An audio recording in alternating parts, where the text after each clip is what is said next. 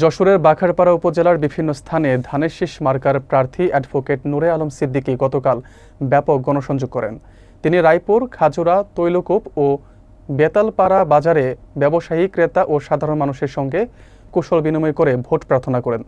বিস্তারিত থাকছে শহীদুল ইসলামের প্রতিবেদনে। আসন্ন জাতীয় সংসদ নির্বাচনের প্রস্তুতির অংশ হিসেবে যশোরের বাঘারপাড়া উপজেলায় ধানের শীষ মার্কার প্রার্থী অ্যাডভোকেট নূরে আলম সিদ্দিকী গতকাল গণসংযোগ করেন।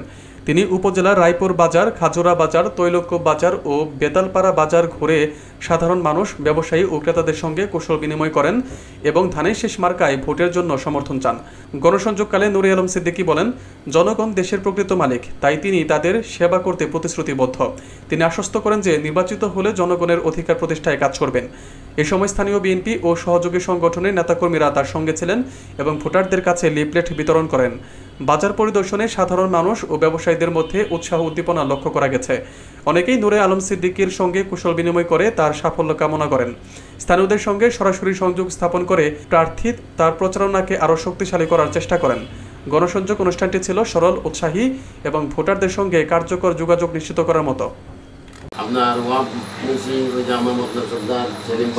মানুষ ধরেন কিছু দল যারা ইসলামের নামে, ধরেন আমি একই খাবার খাচ্ছি, আচ্ছা একটা হারাম খাবার যদি বিসমিল্লাহ বলে খাই, এটা কি হালাল হবে? নিশ্চয়ই হবে না। গণতান্ত্রিক পলিটিক্স করতেছি আমরা, সবই একই ধারায় একই পদ্ধতিতে রাজনীতি করে কেউ যদি ইসলামকে ব্যবহার করে, ইসলামের নাম ব্যবহার করে, সেটা কি ইসলামিক হয়ে যাবে?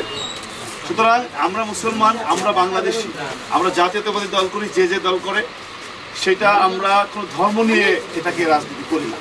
কারণ ধর্ম থাকবে ধর্মের জায়গায়, অবশ্যই ধর্ম থেকে আমরা ইনফ্লুয়েন্স নিয়ে উৎসাহিত হয়ে ন্যায় পরায়ণভাবে, ন্যায় নিষ্ঠার সাথে দুর্নীতিমুক্ত সুশাসন কায়েম করতে হবে।